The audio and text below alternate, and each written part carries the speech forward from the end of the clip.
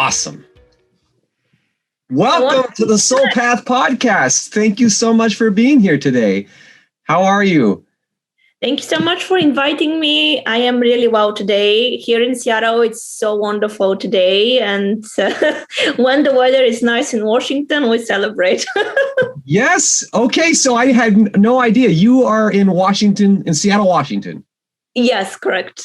Okay. I just moved to Washington State last summertime. So I'm in Washington too. So yeah, that's cool. They're having nice weather today, and it's it's wonderful because it's been kind of cold and windy lately. Yes. Yeah. I just came back from my walk and I feel so good. The sunshine makes me feel just so grateful. So it's such a wonderful day to connect. The sun is out and the mood is on. Yes. Awesome. Awesome. Well, so on the Soul Path Podcast, it's really all about exploring the spiritual journey and just sharing and learning from each other's experiences. So today I'm looking forward to hearing your story and hearing your perspective on the spiritual journey, on human potential, on growing and kind of maximum expression and all of that stuff. So I like to start out with just a fun icebreaker, easy opener. So life is, people are, I am. If you could finish those sentences just for fun, go for it. Oh, perfect. I love that. Life is beautiful. What was the second question? People are. People are full of potential. What was the last? I am. And I am grateful for being here. Ah, beautiful. I love the presence. Beautiful, beautiful, beautiful. So people are so full of potential. This is something that I think we share a passion for that. Just, it's amazing how much each person, if somebody is really lit up, they're so full of life and so full of love and energy and light, boom, it just shines out and it really makes the world a better place. I mean, this is what lights the darkness, I feel like. And it seems to me like the key to that, to activating that, is it's a matter of the spiritual journey, right? It's elevating spiritual awareness, and that's kind of what I want to dig into today a little bit. So when I say, let's talk about the spiritual journey, what's the first thing that kind of comes to your mind? Oh, this is a wonderful question. And I wanted to say how thrilled I am to be here, because this is something that I've been a part of for many years, since I was a teenager. This is when I first started to learn more about spirituality.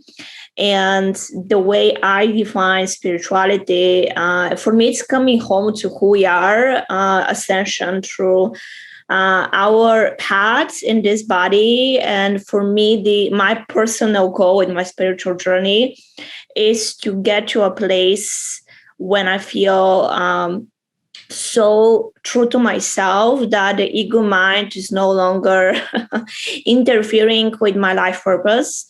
And so in the past, I would say 10 years solid, I've been going through the rabbit hole of self-awareness. And so interestingly enough, my spiritual journey didn't begin with meditation. And that's kind of interesting. So in the beginning, I was mostly interested in researching the anthropological aspect of religion across cultures, Buddhism, Hinduism, Taoism. I've studied religion. And when I say studied, outside of the doctrine, just how people find some sort of connection to another higher power. I've always been intrigued by that. And I was brought up in an environment when my mom is a very spiritual person. So I've always had that privilege to see life as more than the mundane. So long story short, I've always been intrigued by what's out there. And I'm Aquarius. For those of you who believe in astrology, I am innately curious about the world. And I've always had an open mind. I've always been intrigued by what's out there, as I said. So my spiritual journey began with this question, what's there? And then when I was 24, I started meditating seriously. So in just to pause for a second, I'm curious, what's there? The question, what's there? Was that a question of what's what is there in life, or what is out there in the universe, or how was that question coming through for you? Oh, thank you for clarifying that. Yes. So when I refer to what's out there, I really think about the laws of the universe. And of course, when I was a teenager, I didn't know about quantum physics, right? So for me, it began with this just inquiry and quest, like the hero's journey, if we are to quote Campbell. It was really a point of self inquiry. And long story short, I'm not going to go into detail, but I had, as many people, trauma that I had to deal with. So it came from this place of just trying to get back to my essence and to leave the darkness. Because when I was late teens, I had a moment of temptation to get in the shadows, because that was my, me trying to escape from what was haunting me. But I believe that my entire life, I've always felt that there was some strong power that was trying to pull me back to the light. I've always felt that. So for me, when I refer to what's out there, when I was a teenager, I didn't know what it was. I was following my gut, my instincts, my intuition. I didn't have a specific goal. And of course, later on, when I started to get more serious in my early 20s, then I started to have the clear goal that what's there, it's about me getting involved in meditation and transcending the ego. So by this point, what's there had some sort of a goal. But before that, it was just me acting on an instinct to get back in the light, if that makes sense. Would you describe that as spiritual instinct? I'm curious. That's a fun question. I love that. See, I've never really thought about it as a spiritual instinct, but I think you're right, because like I said, I've always had a very strong sense of connection to something. I used to call it my soul. I've always felt connected to my soul, but in a way it can be a spiritual instinct, because I'm so grateful that my entire life I've had a very strong connection to who I am. And that's why I was able to discover my life purpose in my 20s. Straight after college, this is when I became a coach and I follow my dream. So I've always kind of had this very strong GPS, spiritual GPS, if we want to call it that. But then something that I find that it can interfere with our spiritual GPS is when we get in the matrix, or when we allow the ego to search for security. And of course, security is very important. We all want security. That's part of our basic human needs. However, the ego always wants validation and confirmation and clear answers. And spirituality, you have to play full out. So when I refer to what's out there, for me, it's also being able to disallow the rational mind to interfere with how we decipher what's out there. So for me, when I get into this very deep experiences of self-inquiry, sometimes it's about just kind of searching the synchronicities and the signs. And I learned to shut down my mind, because I have the tendency to be very analytical. I'm a cerebral sign, like I said, Aquarius. So I tend to I love to journal, which is great.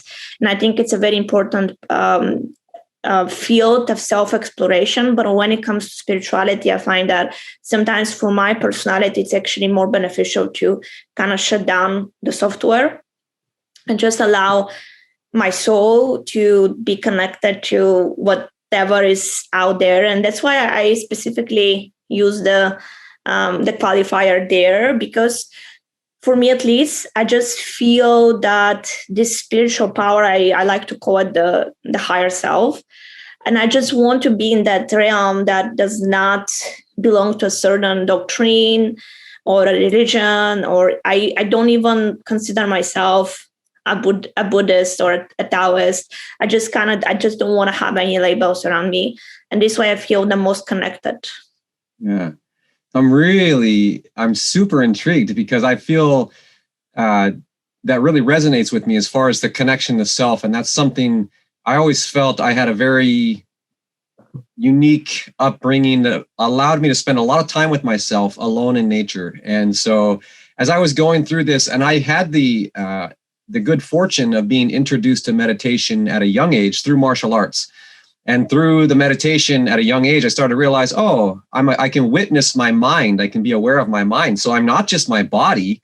If a bear chews off my arm, I'm still me. And I'm not just my mind, because my mind is always changing. I can witness this. And so who am I? And what's the most important thing for me to learn in life, I thought, is got to be to figure out, who am I? What is this witness or this awareness within me? And so with that connection to that inner self, I went on a quest of, it's a lifelong quest ultimately, but I've studied, my college degree is in philosophy. So I've studied kind of at that level, but I've also just been out and engaged and involved in a lot of different spiritual communities over the years. And what I find is that everybody's spiritual journey is different and it's unique. And there is, within the context of kind of the full spectrum, from what would be considered traditional religion to new age doctrine, and even cutting science, the evolution of consciousness, quantum physics, and the maximum human expression that way. Within all of that, there is a common core. And I think when you said spiritual instinct, I feel like that is it. I think that as human beings, we have a spiritual instinct and it's drawing us in. We crave to connect with divinity, however we define that. Good old divinity, I like to say, G-O-D, good old divinity, God, the essence of life itself, the sum of everything that is, that's what we seek to connect with. And this is the journey, the spiritual journey, to make that connection over and over and over again. This is my perspective. So I'm curious, in your journey, you had shared that your mom was spiritual. What was her flavor of spirituality? How did you experience spirituality in her presence? Oh, this is a wonderful question. And before I respond, just to go back to what you just said, because it's another commonality that we seem to share. So you said that you were introduced to meditation through spiritual arts, martial arts. And one of my core passions in life is dance. I'm also a dancer. And when I was taking contact improvisation, one of my degrees is in dance. And we used to meditate before we dance. So that was very cool. And it just reminded me of this practice. And for me, my other major is in international studies. And the reason I'm saying that is because, interestingly enough, my dance major taught me way more about life than this like super intense academic major. Because for me, this somatic awareness and being able to detach yourself from what's going on and be aware of the space and our kinesthetic intelligence, which I feel it's so undermined in the Western society. And I think this is why meditation is such a powerful tool for taming our physiology, because when you are able to sit and be present and allow yourself to be uncomfortable in that position, it really teaches you mental discipline, which I find it to be so important. And that's why, as you said, spirituality can be such a strong, powerful medium of self development. But so we can talk about this for hours. So I'm going to go back to your question. So my mom, she's amazing. I've always felt that we were supposed to be in this relationship parent-daughter, even though I feel like sometimes it's kind of the opposite. Sometimes I felt like I was a parent. But I'm so glad that she's like a light worker. And even though I'm Bulgarian, this is my ethnicity, and I was brought up in the like Orthodox Christian environment. However, I'm very happy that my mom never imposed like the Bible on me. It was all about the meaning. So I'm very happy that I was brought up with that knowledge that everything in the Bible is just a symbolism of something else. So it was never this like how Catholicism can have this like superiority. But I was raised in an environment when it was all about understanding the consciousness and just trying to be a good person. That's something I learned from my mom. And like I said, this dichotomy, darkness, light. And my mom is a very curious person as well. So we always tend to have these conversations even now about things that she's doing and I'm doing. And there is one spiritual teacher in Bulgaria that is kind of famous for the Bulgarian community. His name is Peter Dunov, and he's also like a spiritual teacher who teaches about, again, this how can we use yoga and meditation and our spiritual journey as a way of receiving this level of humility. And what I love about this story of Buddha is that when he was asked, "Are you enlightened?" he said, "No, I'm just awake." And I love that, and I think this is really what I was taught as a child. They're just being more aware and searching the goodness in people. That's something else that I'm very happy that I was able to adopt. And this goes back to the beginning of this conversation, that mindset that people are innately good, not bad. Just because some people are not awakened to their goodness, it doesn't mean they're not good people. It means that they just have some baggage that they need to deal with. Yeah. That's it's such a human thing, for all of us to share that. I suppose that we pick up ideas, we pick up beliefs, we pick up all kinds of perspectives that are maybe not accurate, and it ties into something you said early. And this becomes our baggage. That it becomes a mental mirage. It becomes a set of lenses or illusions it's creating distortion in the way that we perceive life. And so then we get all caught up emotionally reacting to the illusion, of what our mind thinks is real, but maybe is not real. But if we come back to spiritual awareness and we can elevate the awareness of what is real right now, and like you said, somatic, I think earlier, just being present, intentionally present. What is real right now? Can I feel the air on my skin? Can I feel the breath moving in and out of my body? Can I feel my heartbeat? Can I sink into that level of my own existence? And then from there, expand my awareness out, not just mentally projecting, filtering, labeling, judging, but actually perceiving. The reason I was curious about your relationship with your mom's spirituality was because I find a lot of times people's spiritual journey begins with a departure from, maybe they grew up with one particular set of beliefs, and then at some point they began to question, I don't know if I really believe all of these things. For example, if somebody was raised into a dogmatic church where they were really being taught, this is the word of God and it's inerrant and there's no other way. Yeah. Then they might question that at some point, and then it can create contention in family when people believe different things and all of that, and that can become a big part of a spiritual journey for somebody, having to redefine, what do I believe? If I don't believe what everybody I love tells me is true, what do I know is true? And it sounds to me like that is not your experience. Was more like you are grateful for your mom's open-minded, open heart, her curiosity. She can learn from the wisdom. Yes, there's great wisdom in stories in Catholicism and any religion if we pay attention and learn from the spirit of it and not get caught up in the dogma, all of that. And so that really just kind of set you free, it sounds like, on your journey. In all of your experiencing and seeking through Taoism, Buddhism, etc., was there any one phase that just really caught you for a while, and you spent time kind of devoted into study of that one path? Did you ever experience that? Oh yes, for sure. And something you just mentioned, just to clarify, I had a moment of transition when I was, like I said, in my late teens, and this is when I realized that I don't want to call myself orthodox.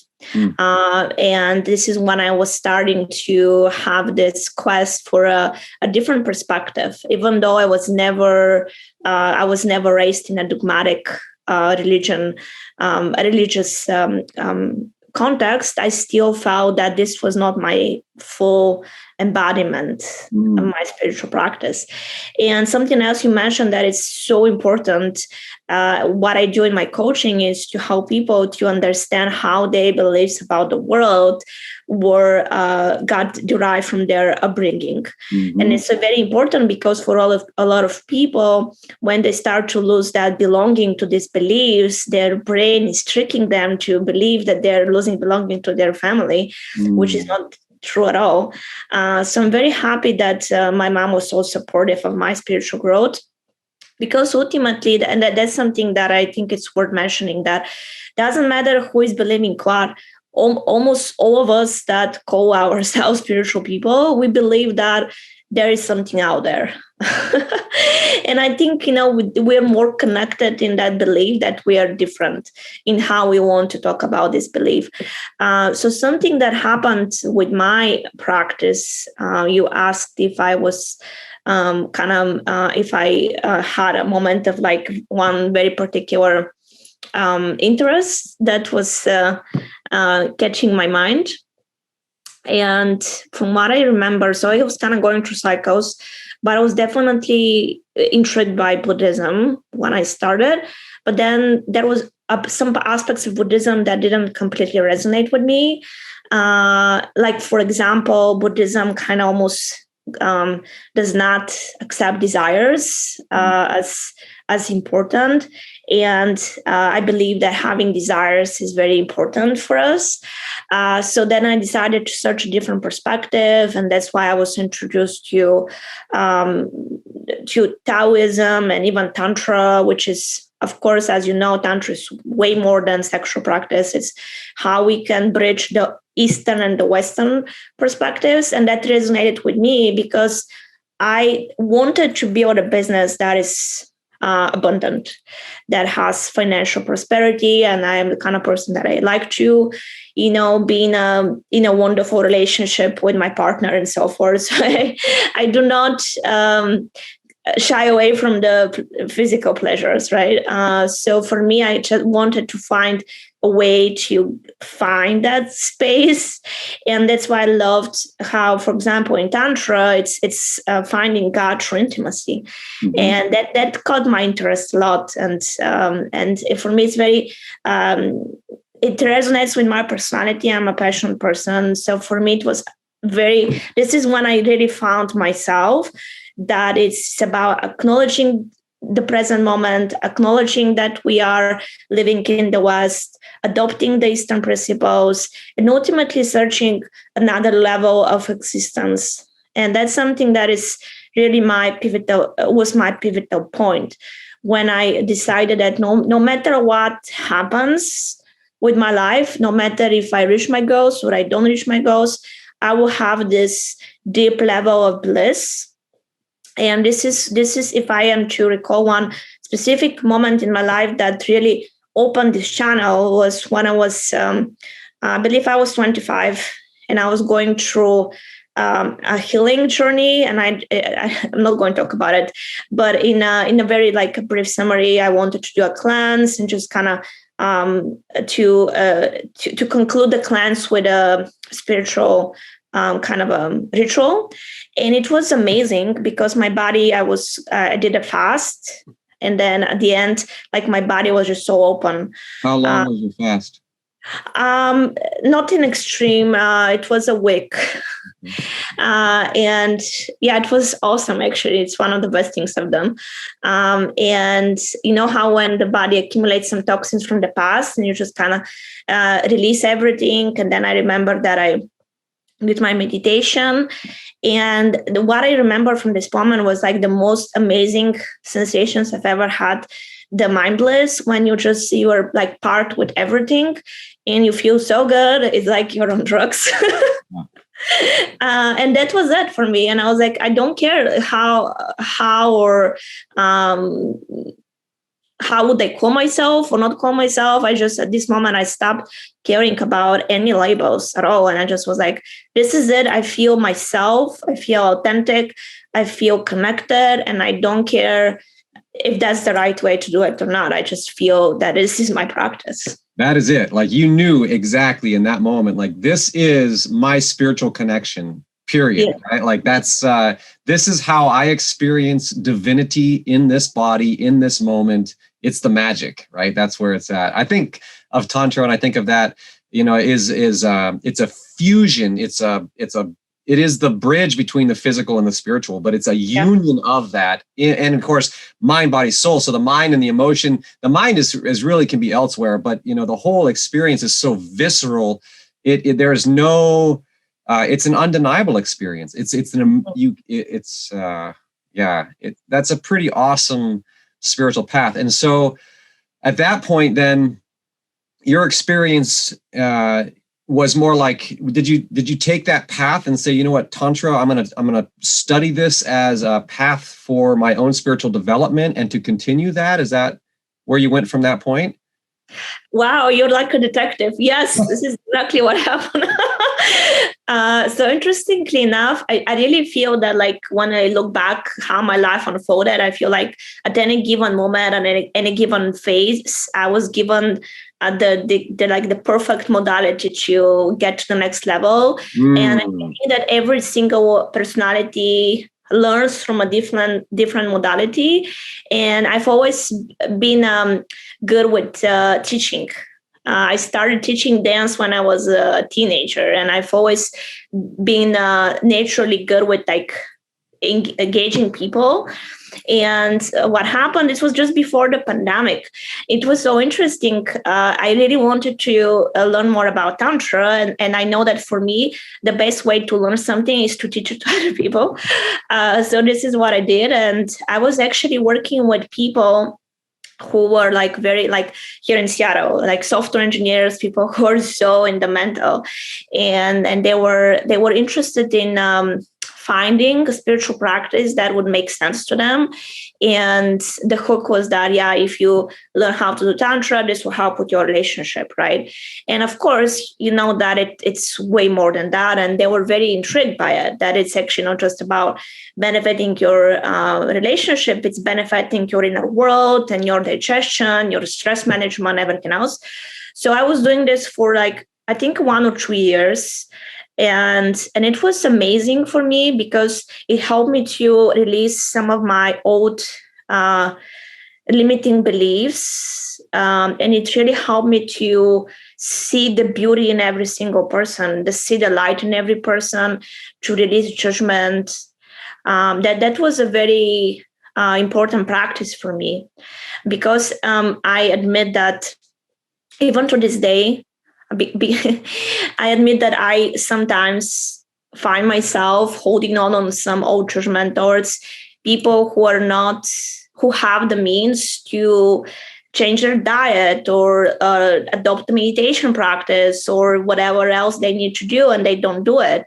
And I continuously remind myself that everybody's on their own journey, and you cannot force anybody to heal, right? So, anyways, in this phase, I was given that opportunity to help these people to adopt a spiritual practice that will make sense to them. And it was just before the pandemic hit. So it was like 2 years of deep involvement. And it was really great because I was, meditating too with them. And it was really cool. And I was pretty much getting paid to meditate. So that was a great great time of my life when I was doing that for so long every day. And one day I might resume this practice. There is a difference between like meditating 10 minutes and meditating for 1 hour. It's a huge difference. So on your meditation, where did you pick up? I mean, was it through Tantra that you got turned on to meditation, or had you picked it up someplace else at that point? So I was first introduced to meditation way before that. When I was 24, I'm 30 now. So when I was 24, I felt that it was the time to do it. And I think I wasn't open to do it before because I was still dealing with a lot of shadow work. And I was actually petrified of being in stillness, because I was afraid that if I was in stillness, I would hear all of these voices. And I wasn't willing to do that because these voices were not fun. But when I was 24, I realized that this was the only way to face the past. And if you remember, we were at the same meeting last week, and I kind of mentioned about this, that for me, the only way to I knew that the only way to let go of the past was to go in the past and just be fully present and acknowledge what happened and just let it go. So this is when I started meditating. And I remember that when I started, I didn't follow a specific way of meditating. I just kind of would close my eyes and listen to meditation music and train my mind to get comfortable with silence. So this is when I started, like a very rudimental meditation practice of just keeping my eyes closed and training my mind to open up my pineal gland. And then eventually I trained my mind to get to this place of complete stillness. And when I got to this point, I was like, wow, this is so amazing. And like once you experience what it is to be part of everything and nothing at the same time, and be like outside of time, I think you cannot go back. Yeah, exactly. You can't unlive the experience, though it does unfold in layers.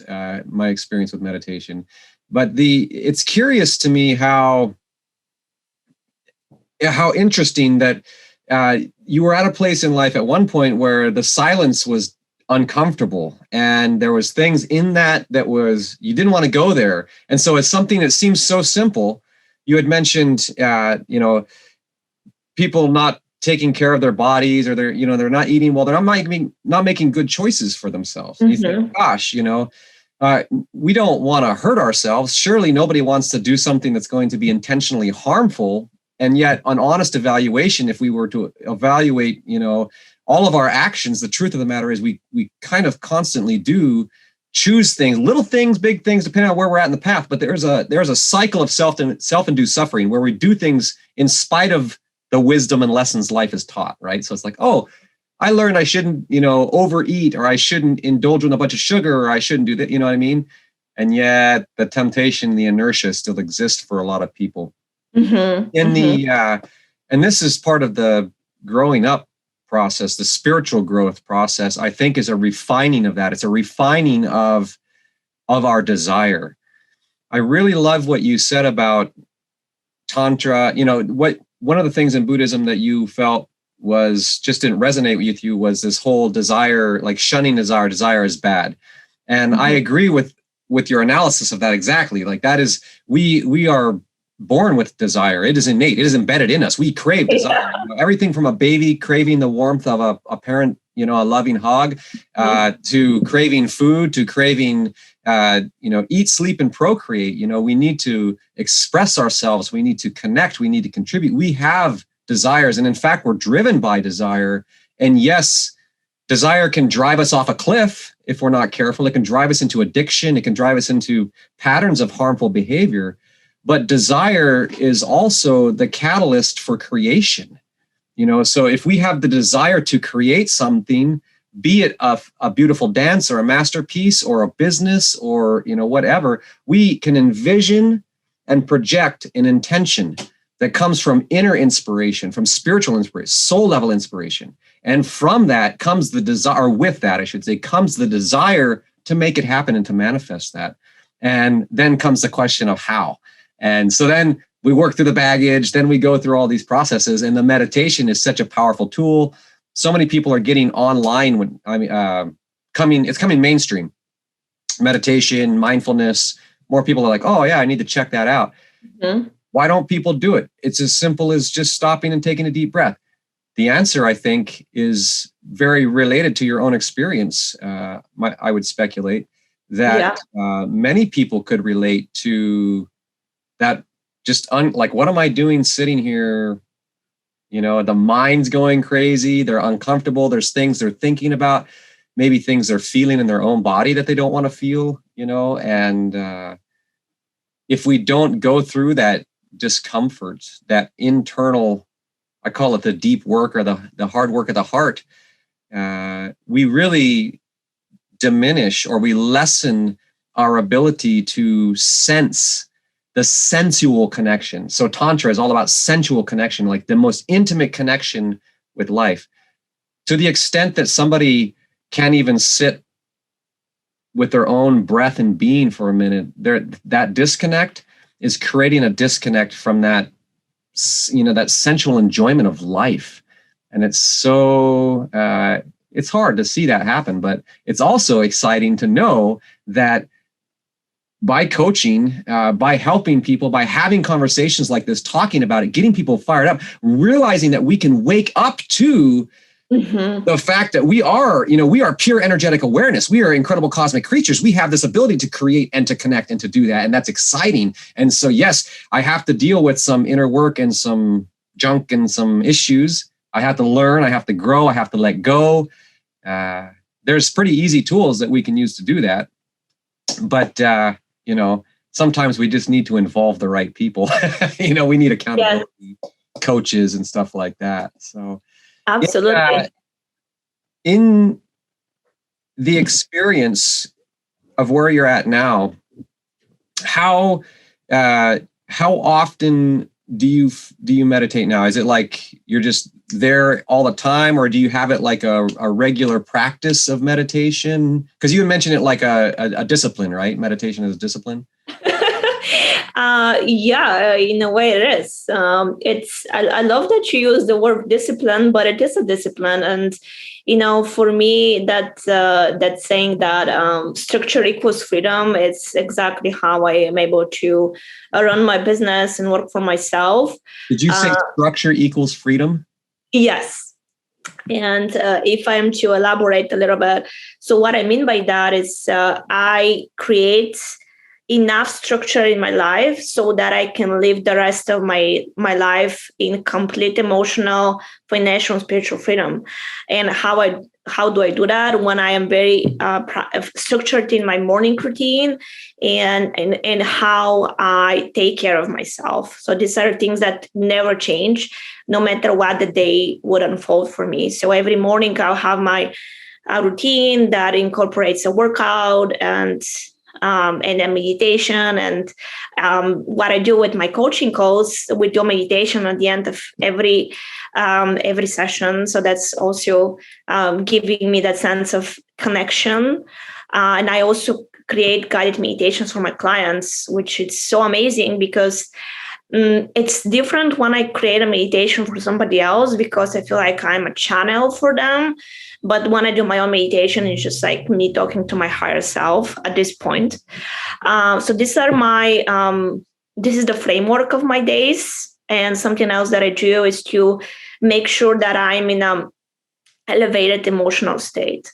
Yeah. And for me, it's how I started the conversation. What makes me feel really good, really happy is being outside and finding things to be grateful for. And that's really how meditation for me is such an important part of manifestation. Because when you are in this space, first of all, you realize that everything is a construct. everything is an illusion in a way, including money. And I feel like when we are in this meditation space, we can really create our reality, because in the meditation space, first of all, you really lose like the superficial concept of time. First of all, like for example, when I do a couple session and on Zoom at the moment, and we'll do a meditation, which will be sometimes 50 minutes, and by the end of it, they were like, "Wow, we felt it was like 5 minutes," yeah. And it just goes to show about how malleable time is. Mm-hmm. One thing I want to say this because it's I have a saying for myself that structure supports successful spontaneity.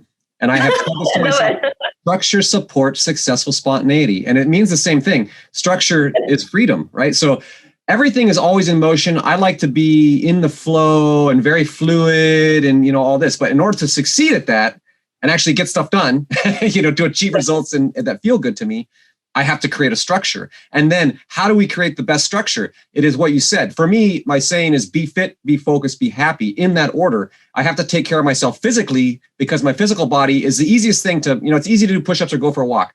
That affects my brain, that affects my emotion, that affects everything. And so that elevates my state of being. So by creating the structure, we are using our time and energy in the most efficient way, right? So we get the biggest return on investment.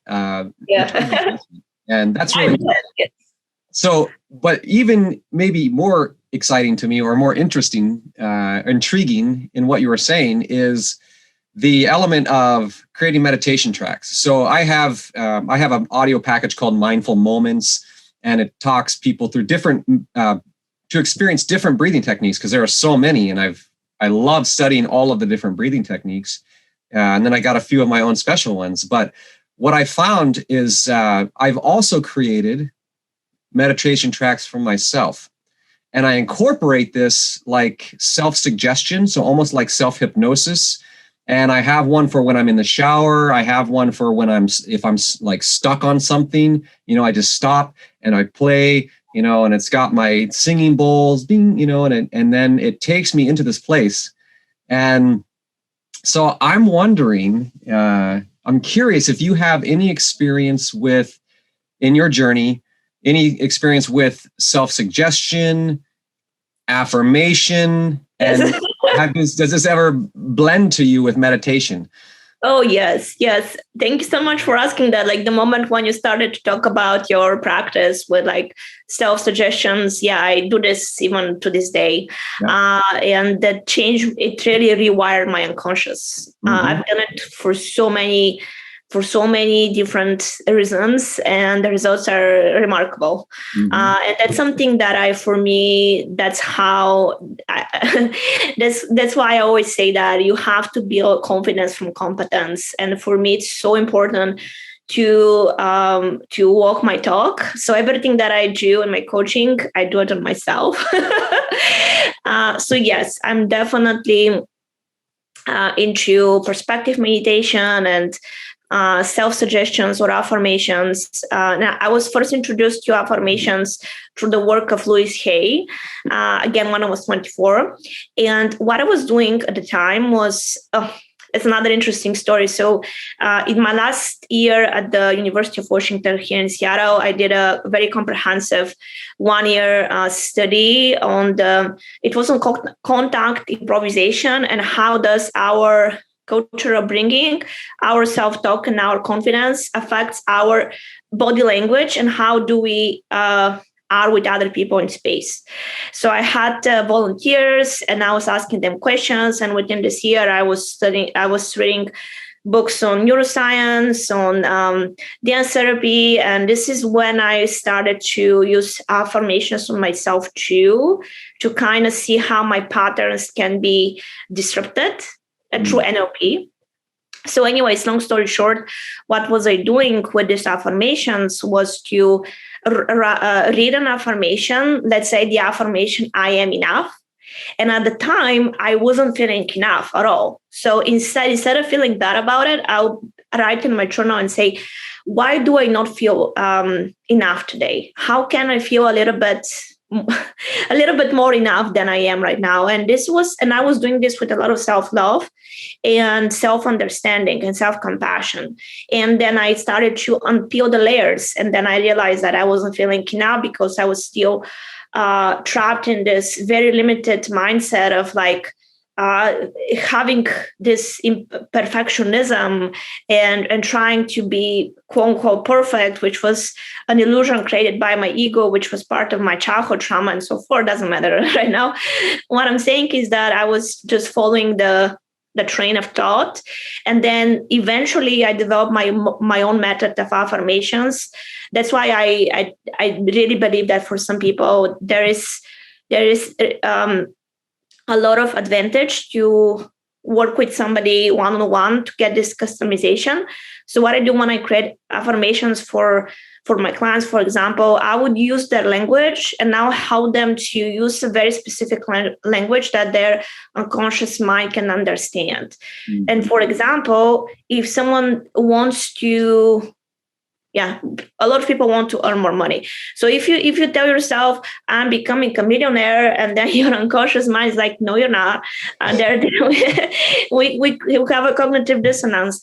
But something that is a very powerful affirmation is that every day, in every way, I'm discovering new ways to earn more money doing what I love. And of course, if that's combined with aligned action, you can absolutely get there.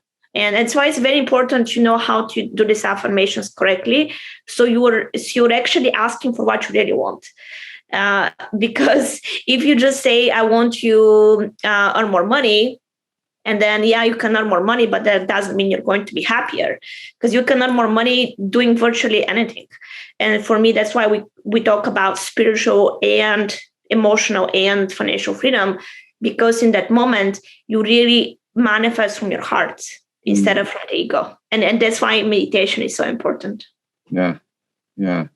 I think it's a great transition. Manifestation it's kind of a hot topic right now. Like, people are getting into it. They're like, wow, what is this law of attraction deal? What is this? Like, I'm putting out these vibes and I'm getting it back, and like attracts like, and, so my outer world is reflecting my inner world, and, as above, so below, and all this stuff. And it's like an awakening. People are going, whoa, some people are like, surely this crappy life of mine could not reflect anything crappy inside of me, So it works both ways. But I do see this as a manifestation of human potential. So we all go through a journey, hero's journey, you mentioned early, and so we go through the trials of tribulation, we come back, we've got something to share with the tribe, kind of the short version, right? Yeah. And when we're going on the spiritual journey, I see it as a lifelong thing. So there's going to be several hero journeys in my life where maybe I go off on this journey and then that journey, and then I come back, and, that's how. So when you see the path of spirituality as personal growth, this is human development. It's developing our highest potential. Would you agree with that? Yeah. Okay. Yeah, absolutely.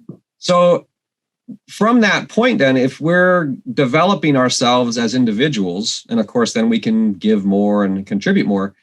What's the peak experience? What's the peak personal experience in your mind? Is it the Buddha enlightenment? Is it the Tantra, the visceral in the moment? This is all that is real is right now. Is it the manifestation of spiritual gifts? Like, we can cultivate, we can align our energy centers, chakra alignment, open the third eye, manifest amazing gifts in the world. I mean, how would you describe spiritual potential for humanity?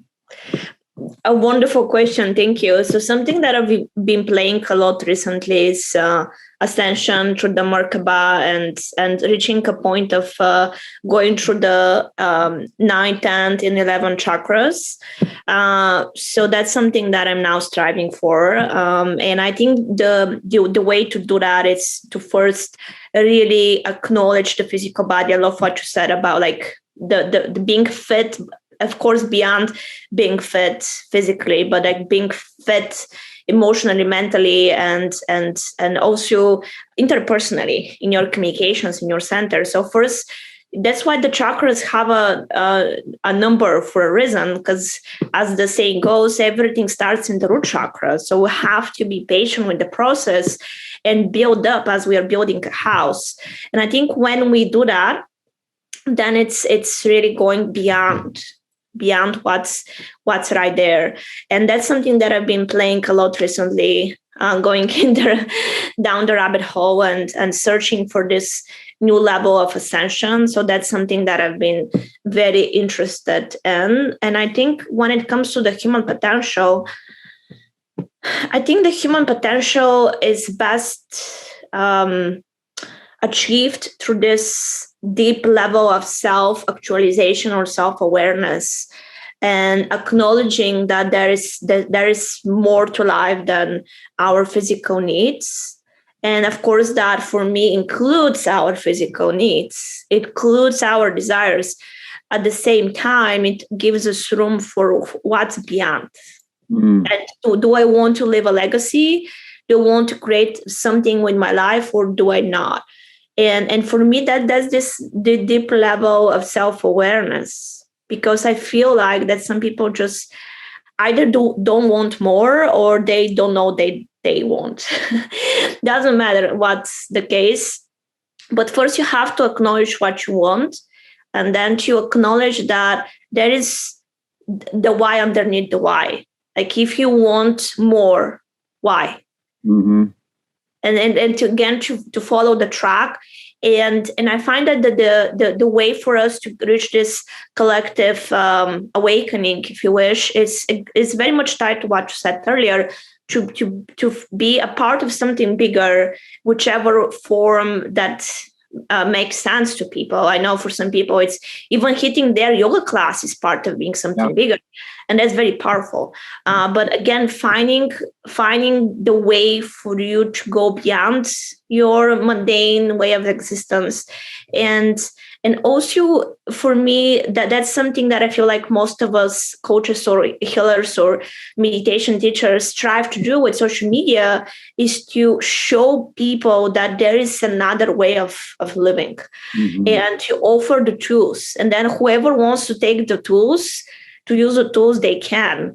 But I think this is how we can reach a new level of self-awareness. And I think this is why now the age of Aquarius can be very helpful, because we have the technology, and technology can be used for bad, it can be used for good. And I think technology, even this podcast right now, it's how we use technology to share our thoughts, experiences, and to inspire people. I think energy is the most powerful gift we can give to anybody. And energy is so potent. And I feel like people can feel the energy from this conversation, even online. Yeah. I agree 100%. And 1,000%. I've had people respond and say, that I was very skeptical of trying to be online. So I grew up in Alaska, and I grew up without running water and electricity. So I didn't grow up with what most people in our generation grew up with, right? And so then later, when I was in the 18, I joined the military. I thought, oh, now I'm going to get a TV because I'm on my own. I'm going to get a TV, and I bought a TV, and I was like, I don't like the TV. It's annoying. And so I've always had this strange relationship with technology, because I would much prefer to just go sit out underneath a tree and, turn over rocks. And I mean, I like nature very much, and technology not as much. And so, and I've been teaching for many years. I love, I've taught thousands and thousands of hours of workshops and yoga classes and, this kind of stuff. I love the experience of it. I love being in a crowd, whether it's a crowd of 2 or 3 people, or it's 200 or 300, or it's 2,000 or 3,000. Like, that is exciting. There's a reciprocal energy. And I had a significant hang up on, can I feel that? Can people feel my energy through video? And, or how does it connect? Who am I talking to? And that kind of stuff. And so I had to work through that. And it was a lot of, for me, letting go of judgments that I had crop up in my childhood about this and about that, but letting go to be able to just show up and say, you know what, authenticity shines through.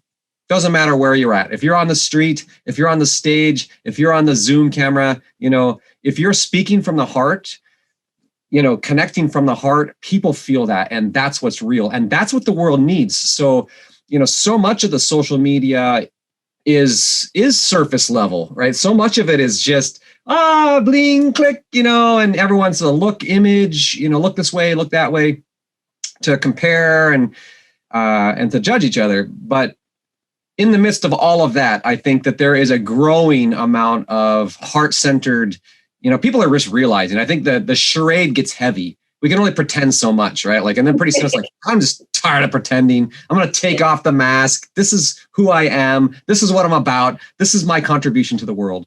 And to me, that is that's kind of the peak human expression. I like to say life is living in fullest expression, LIFE. And so, are you embracing life? Are you living in fullest expression? Do you know who you are, who you were born to be, what you were born to do, how you want to use your time on earth? What is that drive and that desire in you, that creative inspiration that needs to come out? And I promise that in order to enhance the chances of achieving success, in order to set ourselves up, the structure that supports the freedom or the structure that supports successful spontaneity, this is a spiritual alignment. It is mind, body, soul integration. It has to root down into the deepest level of who we are, the seed, the core. And then from there, the alignment comes in. And, this is the spiritual journey. This is, to me, the highest priority of life, because no amount of money can fill the void of purpose. It doesn't matter how successful in business or how successful in the gym we are. If we're not happy in the heart, if we do not have purpose, if we don't have passion, we are missing out. And so many people, I think, are missing out. People talk about the fear of missing out. Like, are you missing out on life? Because life isn't someday I'm going to get there. Life is happening right now. Yes. This is life. And yes, we can work toward things that are worth working toward. We should evaluate those goals and objectives. But the actual journey, the joy, the fusion of mind, body, soul, the most, elated spiritual experience, Tantra, all of this is only available right now, in the perpetual unfolding now. Anyway, so absolutely, that's and the highest potential, I think. Yes. And it's so synchronistic that you're saying all of this, because just before the video, I was outside and I filmed a short video on Facebook about the importance of being in the now and why a lot of people are never happy, because they're always chasing something beyond themselves, whether it's more money or the house or the dog or the vacation. And it's ultimately, you have to feel good before you get all of these things, because our mind is designed to search for more, and there will always be more. And unless you start to feel enough in the present moment, as you said, right now, and that's really why I love my job so much, because it gives me the opportunity to help people to see that every single day is not just another day, it's today. The day when you can feel good. This is the day. This is the day, yes. That is so awesome, Anna. Well, if anybody is just feeling super inspired and drawn to connect with you, what would be the best way for somebody to find you online right now? Oh, thank you so much. My website is lunavoda.com, and Luna Voda means moon water in Bulgarian.